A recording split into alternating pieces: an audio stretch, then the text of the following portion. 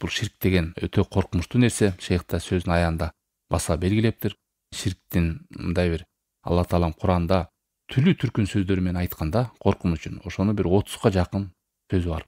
Биринде Куранда ширк бул эң чоң зулум десе, биринде бул эң чоң жалган жала деген, биринде бул бейиш ага арам болот деген, биринде бул ширк кылган адамдар нажас болот деген, бирде ширк кылган адам ушул асмандан жерге түшүп кетип, сөөктөрү бычыранып сынып, денеси курт кумурска жеп, аягы жана куштар талап кеткенге окшоштурган. Бирде буларга үйлөнбөгүлө деген, булар нажас деп ширк кылгандар. Биринде буларга ибадаты кабыл болбойт, эч нерсе ибадаттарыңар кабыл болбойт.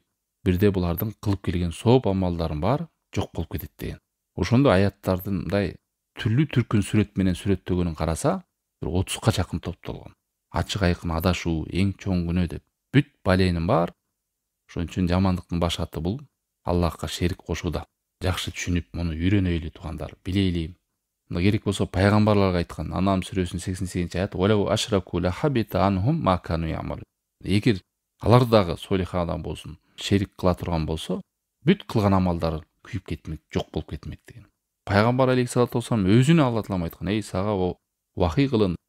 Сага чейинки пайгамбарларга да вахий кылынды, кабар берилди.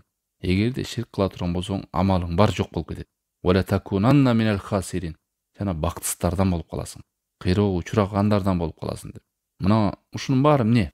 Жөн эле эскерткен жок да. Бул коркунучтуу нерсе. Пайгамбарлар үммөтүнө корккан, урпактарына корккон. Анан кайра эле ширк дей берет экенсиңер, кээ бирөө ушинтип жин шайтандар иштеп адамдарга бул сөздү жаман көргөзтүрүп, таухид деген сөздү жаман көргөзтүрүп, ширк деген сөздү мындай кайталай бербей элечи, айта бербей эле баарын эле ширк кылып салдыңар деп. Баарын ширк кылган жок. Жүрөгүң Аллахтан байла, жалгыз Аллахтын өзүнөн сура деген эмнеси жаман?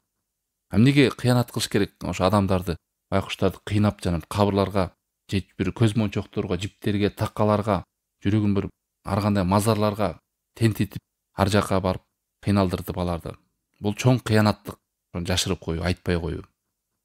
Бир ойлалардын артынан издеп, очередте жүрүшөт, бир нерсе тумар чийдирип алсам, жолуму аштырып алсам деп. Бул эмне деген кордук? Ошонун баарын билип туруп, кантип жеткизбейт, айтпайт.